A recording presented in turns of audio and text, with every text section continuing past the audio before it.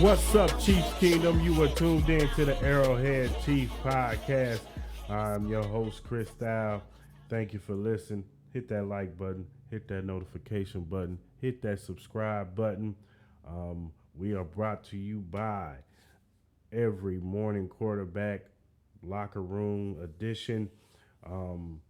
Give them a shout out real quick. We are starting something big with this locker room thing. It's going to be a combination of podcasts for every team in the locker room section. If you go to Every Morning Quarterback's website, that's EMQ Podcast /locker room.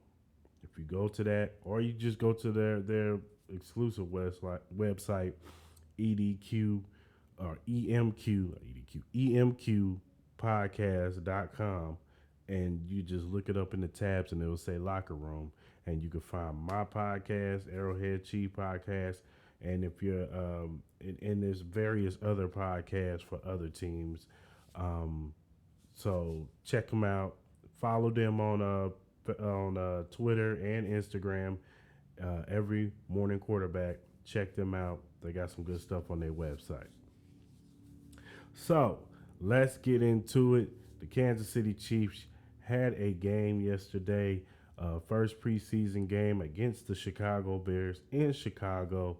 And everybody wanted to see how did this first team offense was going to look, how this first team defense was going to look. And boy, did I can say I came away impressed with both sides. Let's talk about it. So the first team defense gets on the field first, and they did a quick 3 and out. Justin Fields, I think the first play he did was he did a pass. He did a quick pass in the flats. He did a quick pass in the flats. Nothing special. Justin Reeves with the tackle. Then they tried to run. There was an open lane for the running back, but Willie Gay did a nice read and cut the run off. And then then it was 3rd and 6, and Chris Jones in rare form made the sack. Quick 3 and out. Defensive line looked really good. With this weight loss on Frank Clark, looks like he's coming off the ball fast. That speed rush is there. Even George Karlaftis looked like he was applying pressure on his side of the ball with his bull rush and his power and his high motor. And we're going to get into George Karlaftis in a little bit. But first drive, defense, 3 and out, they got him out of there. Then Patrick and the offense takes the field, and they had a nice combination of run and pass. First play, Patrick throws it in the flats to Michael Burton, fullback. He takes it for 11 yards for a first down. Then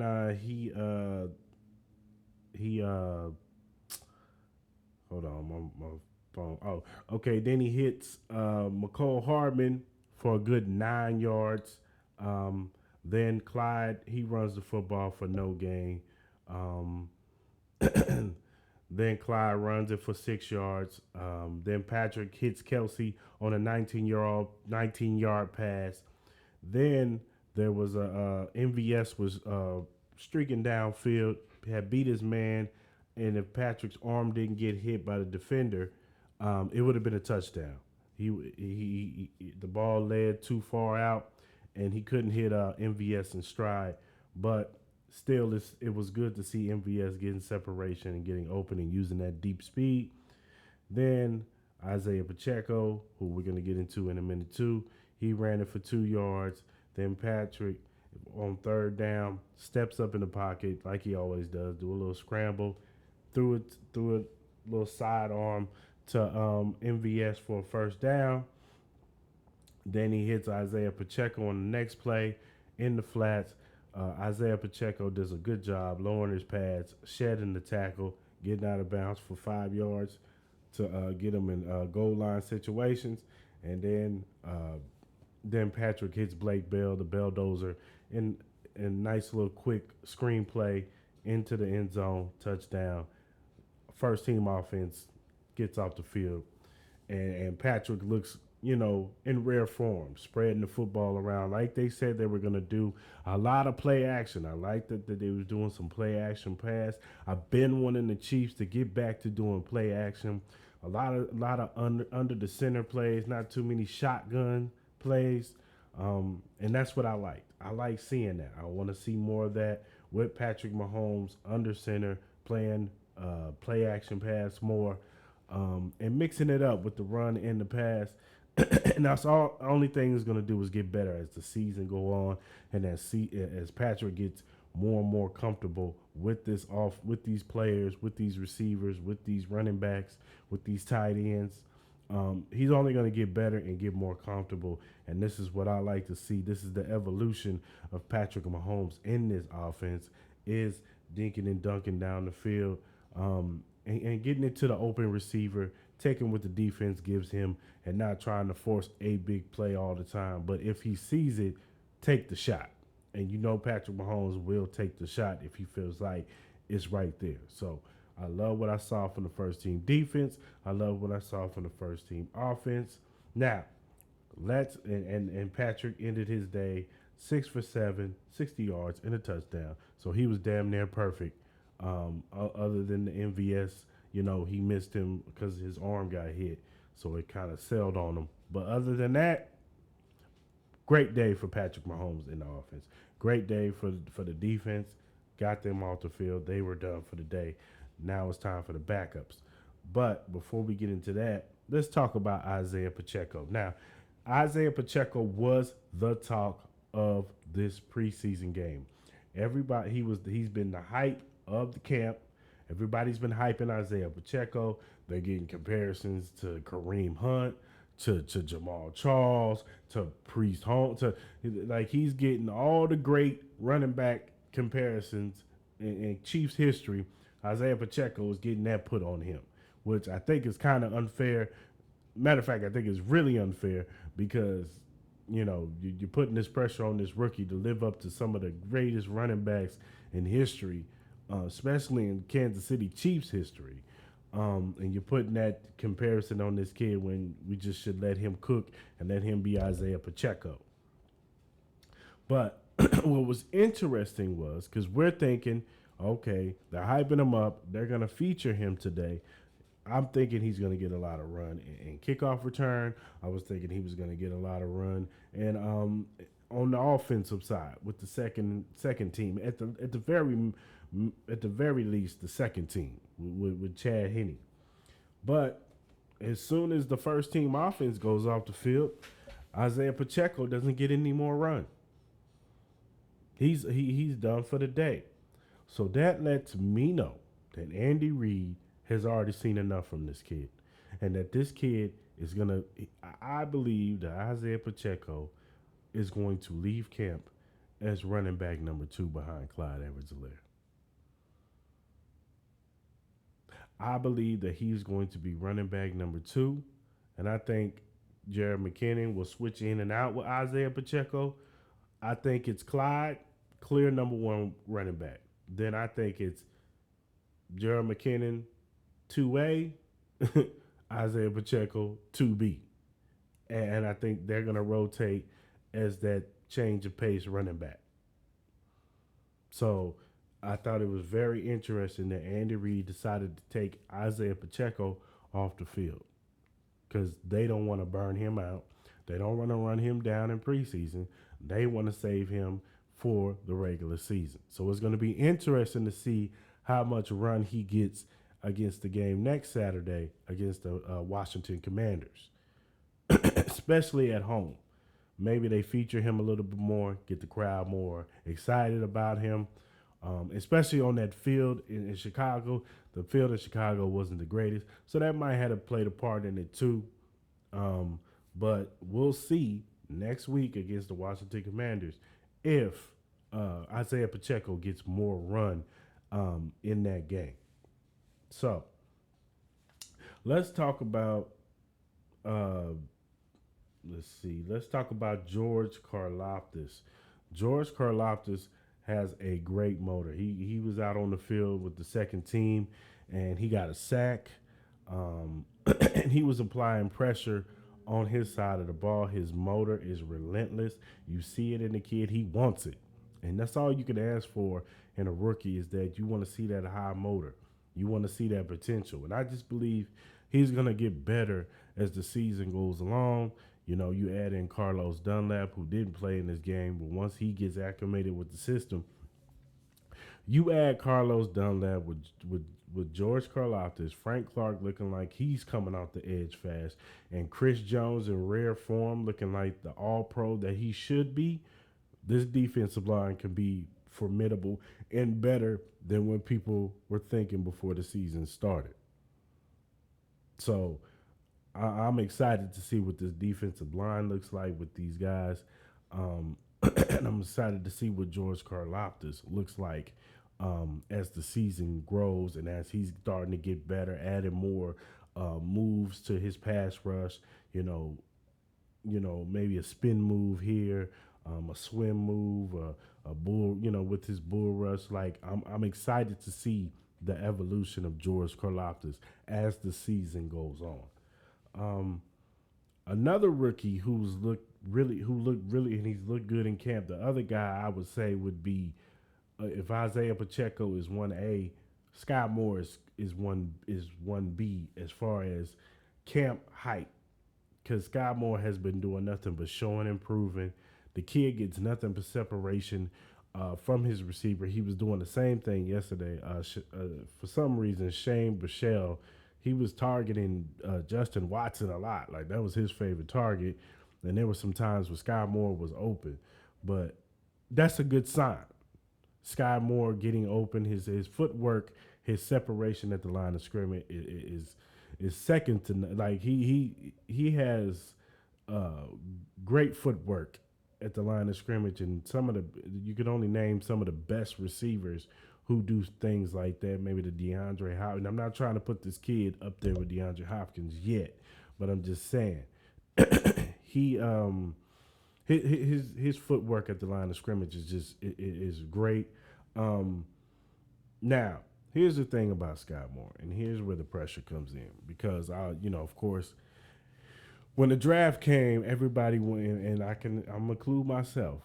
We all wanted George Pickens because George Pickens, he was beast at Georgia. He was hurt last year, but the few snaps that you saw him in, George Pickens was a baller, and he's picking off right where he left off with the Steelers, looking good. He's been looking good in practice. He caught a touchdown yesterday from Kenny Pickett, and Sky Moore will forever unfairly be compared to George Pickens because the Kansas City Chiefs had an opportunity to pick George Pickens. And if Sky Moore doesn't move up and extend or be on the same pace as George Pickens, if George Pickens becomes a top tier receiver and Sky Moore becomes a, good to mediocre receiver, then he will forever be synonymously linked to George Pickens, and it will look like a failed pick. Sky Moore will look like a failed pick, just like Miko will forever be compared to DK Metcalf, because the Chiefs had an opportunity to take DK and they chose Miko. So that'll be something that you would have to look out for. I personally think Sky Moore is going to rise to the occasion. I think he's going to turn some heads. I think he's going to surprise this league. And I think Sky Moore will be better than what people give him credit for. So look out for that. He made a big play yesterday. Shane Michelle hit him in like a post route to the sideline. Nice little toe tag drag first down. I think it was like 14 yards for a first down, which led to Shane Bichelle throwing a touchdown to Justin Watson, who I believe Justin Watson has solidified himself as receiver number 5. He looked good out there on the field. He made a few plays out there, and I think he's stamped. Unless he has a back, the rest of the camp just starts dropping passes and In the Washington Commanders game, he looks bad, and maybe if he plays the Green Bay game, he looks bad. But right now, I believe he has the inside track for the fifth receiver spot. And not only that, Dave Tope has already looked at him as far as special teams too. So he's got the special teams element, and he's already making a case for himself as that fifth receiver in that room. The other one is Doris Fountain, who made a few plays here and there. He didn't make huge plays, but he caught everything that was thrown his way. I think Doris Fountain right now has the inside track for that sixth receiver spot. It's his job to lose because he plays special teams too. Dave Tope mentioned his name too, so that'll be something that we have to look out for the rest of the camp and for the rest of the preseason. But I believe that I think Justin Watson is stamped as 5, and I feel like Doris Fountain has the lead inside track for that sixth receiver spot, which gets me to Josh Gordon. Now, and Cornell Powell. We're going to talk about Josh Gordon and Cornell Powell. Josh Gordon, now, here's the thing about Josh Gordon. He made 2 very good catches, but unfortunately, those catches were not inbounds. And so it's not good for Josh Gordon.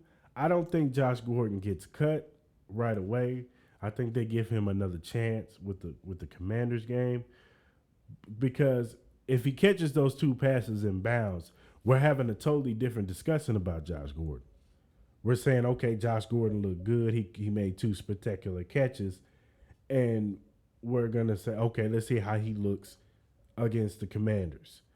But now the talk is, I don't think he's going to make this team. And I still don't think he's going to make this team. But I will say that he did show that, he still showed a little. He showed something. He caught the ball, nice little athletic catch, but he just didn't catch it in bounds, both passes. So I personally think he's on the bubble. He's on the outside looking in. And if he doesn't get cut, from the 90 to the 85 cut down, then I believe that if he doesn't have a good game and a good week of camp this week, he will get cut on the next one, on the 23rd when they do the next cut down. So that'll be something we have to look out for. But that's my belief. And Cornell Powell, he didn't help himself by dropping passes. Cornell Powell, he was looking good in camp with his opportunities. So he has to look good in preseason. No ifs, ands, or buts. He has to look good in preseason. And if he doesn't, he's going to get cut again. Now, I'm not saying he won't make it on the practice squad, but Cornell Powell, if he wants to beat out Doris Fountain for that 6th spot, he's going to have to look better. He's going to have to catch everything that's thrown at him when he gets his opportunities in preseason. And I believe he's going to have an opportunity against the Commanders. I don't think he's going to get cut, but he will have an opportunity with the Commanders next Saturday. So he's going to have to improve and catch everything that's thrown to him on that day. Now let's talk about let's talk about the offensive line, the backup offensive line. The backup offensive line looked terrible yesterday, especially in run blocking. They were not good, but that 4th string offensive line was terrible in pass blocking. Daniel Crum had to run for his life every play. Every play he had to run for his life. Now, here is where, because I saw some of you Chief fans out there who was on the timeline panicking, and we're going to talk about that. Some of y'all was panicking. Now, look, let's be honest. If we get down, and yes, I understand depth purposes, you want, quality, guys who can step in, and if somebody goes down, they can take quality snaps and fill in that void. But let's be real. We're down to our 3rd and 4th string, and we know this firsthand. with the Super Bowl versus the Tampa Bay Buccaneers. If you're down to your third and fourth string tackle or guard, then don't expect them to come in and be great. Don't expect them to come in and be Orlando Brown or Wiley or be Tooney or be Creed or be Trey. I'm telling you right now, if we down to our third and fourth string tackle or guard, it's not a good thing. And that's for any team. That is for any team. If you're down to your third and fourth string, and that's in any position, if you're down to your third and fourth string tackle, then yeah, it's all bad. It's not good. So don't panic and look at it as the sky is falling. They're third and fourth string tackles and guards for a reason, because initially they're not that good. I get it. You want depth. You want to, be able to change the pieces out. That's not how the NFL works. That's not how the game works. Yes, your second string guy, yeah, he should be able to fill in the void, of course. When you get down to your third and fourth string, it's a flip of the coin. It is a flip of the coin. And that's the same thing about the secondary. Secondary was giving up some plays. Now, I pitched the secondary a little bit of bail. Some of those plays, like that play when Josh Williams when Tajay Sharp caught that ball, man, that was luck. Because Joshua Williams, he hit the ball, it just flipped out of his hands. The way he hit it still flipped, and Tajay Sharp just made an incredible catch. Ain't nothing you could do about that. It was good coverage. Even the play on L'Jarius Sneed, yes, he didn't track the ball well, and he kind of got turned around, but it wasn't like, Mooney just burnt him. He was right there. It was just L'Jarius Sneed took a bad angle when he turned around. But other than that, even the secondary, the third and fourth string secondary, if we're down to our third and fourth string secondary starting, then something went wrong with McDuffie. Something went wrong. Like, that means McDuffie, L'Jarius Sneed, Fenton, and Joshua Williams got hurt. Or Joshua Williams is starting opposite Jalen Watson and maybe Lonnie Johnson or Nazir Johnson, then yes.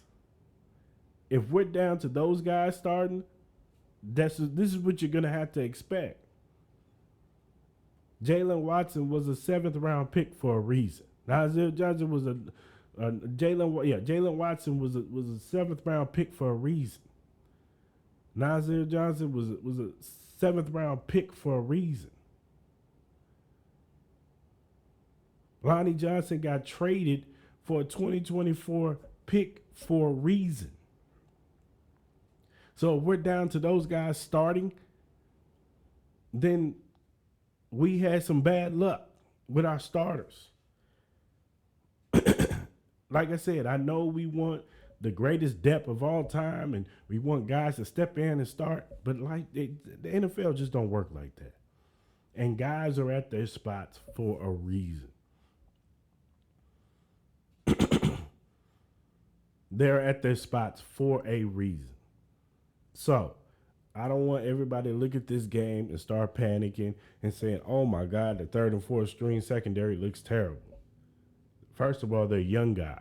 They're gonna make mistakes. Now, let's see if they can take those mistakes and correct them for the next game, for the Washington Commanders game, and make vast improvements. That's the only thing we can do. Sit back and watch and wait and see if these kids can improve. They're going to make mistakes. They're young. They're rookies. And some of them, especially if you're a 7th round pick, you're a 7th round pick for a reason. There's going to be a learning curve. So let's see how they, after film study, the things that they did wrong, They get corrected by the coaching staff. Let's see how they look against the Washington Commanders. So I just want the fan base, Chiefs Kingdom, don't panic. Those of you that was on the timeline that was panicking, tripping about the third and fourth string secondary and the third and fourth string offensive line, yeah, relax. Relax. Because the first team defense looked good. Even the second team defense looked decent. But we get down to the third and fourth string defense, then yeah. They're not going to, you got to expect what you're going to expect from them. Now, let's talk about Ronald Jones and the third and fourth string running game. Now, Ronald Jones, yeah, I think he's going to get cut. Like I said in the previous episode, it's not looking good for Ronald Jones. He didn't make a case for himself. First off, he had a bad pass protection play where he let the defensive player just run right by, I think it was the defensive end, run right by him and sack, I want to say Daniel Crump. And he just didn't look good running. He looked slow.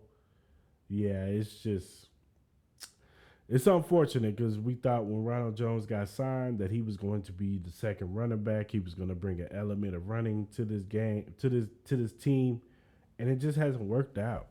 With the emergence of Isaiah Pacheco, with them signing Jared McKinnon back, it hasn't worked out. He hasn't looked good at all. And it's unfortunate, but it's the truth. So I think more so than Josh Gordon, Ronald Jones, I wouldn't be surprised if he gets cut when they cut down to 85. Or they waive him, so he can catch on to another team, or maybe they try to trade him. But I wouldn't be surprised if Ronald Jones gets cut before we play the Washington Commanders game. And maybe they keep him on and allow him to get another chance with the ones or the twos. See what they got in him and let him play with the first team or the second team offense. We'll see. But it's not looking good for Ronald Jones. And Derek Gore, yeah, he's going to get cut too. Now, I believe Derek Gore can make it on the practice squad. But, Derek Gore was one of those guys who was kind of a darling, as you want to say, because he ran the football pretty good when he got his opportunities last year. So we was thinking maybe Derek Gore can build on that. He fumbled the football. He didn't run particularly well between the tackles. I think he dropped a few passes. It just wasn't a good day for Derek Gore. So it'd be interesting to see see if he gets cut when they cut down to 85. We'll see. Maybe they give him another chance because he's been with the team since last year. So we'll see. But it was not a good day for Derek Gore yesterday in that backup running game, the third and fourth string. But like I said, I'm not going to panic because it's the third and fourth string running game. I think we're going to be good with Clyde, Jared McKinney, and Isaiah Pacheco. I think that three-headed monster, they all bring something different to the table. They're all going to be good, and I think they're going to be a nice rotation in that running game. So I'm not going to panic about losing Ronald Jones or losing Derek Gore. And like I said, I think Derek Gore will be on the practice squad just in case an injury happens to McKinnon or CEH or maybe even Isaiah Pacheco. I do think that we'll be fine. We'll be okay. We will be fine with the running game, especially with this first team offensive line. We got one of the best offensive lines in the game, if not the best, especially in the interior. We have one of the best interior. We have the best interior offensive line. I'm pretty confident in saying that. So I'm not gonna worry about losing Ronald Jones or losing Derek Gore. So that's my time today, people. Like I said, we look good. First team offense, first team defense look spectacular. I'm excited to see how they look against the Washington Commanders. I believe when we play Green Bay the following week, I believe all the starters will sit. So I think they'll play a little bit more. I would like to see them get Juju some snaps in there, get him acclimated, get him some plays, to Juju, because Juju he didn't get no balls thrown to him last game. So I would like to see Juju get some balls thrown to him, maybe even get a touchdown. But no complaints. All in all, I'm nitpicking, so no complaints. Patrick looked, he was damn near perfect other than that one play. The first team defense was flying around. Shout out to Leo Chanel. He looked good. He had like 7 tackles. Brian Cook made a nice play on kickoff. The receiver on the Bears, he muffed a punt, and then Brian Cook came in, hit him, gave him another negative like 11 yards or whatever. So love to see the young guys flying around on defense. I'm excited. I'm excited about this linebacker core. Willie Gay looks like he's in rare form, and I'm just happy to see that the first team offense and defense look like they're gonna be all right. So, like I said, that's my time today. If you're a first-time listener, you can find the Arrowhead Chief Podcast on any streaming website that you use, any podcast streaming website, whether it be Spotify, Apple Podcasts, Google, Stitcher, Breaker, Overcast. And you can also find me on the Every Morning Quarterback website under the Locker Room tab. Click on it, and you can scroll up, and you will see Arrowhead Chief Podcast tab. Click on it, and all my podcast episodes will be there. So check me out. Like I said, you can go to any streaming podcast, or you can go strictly to the Every Morning Quarterback website under the Locker Room tab. Click on it, you'll find me there. Also, if you want to follow us on social media, you can follow us on Twitter. You can follow us on Instagram. You can follow us on Facebook. You can follow us on TikTok. We are on all social media websites. Follow us. We'll follow you back. We're not Hollywood over here. We're fans just like you. Follow you back. If you got any feedback for me, I'm all open ears for feedback. Some things you might want to see from me. Some critiques you want to give me. I'm all open for all of that. Hit me up. You talk to me, I talk back. Things you want me to talk about on this show, I will, take your suggestions in consideration.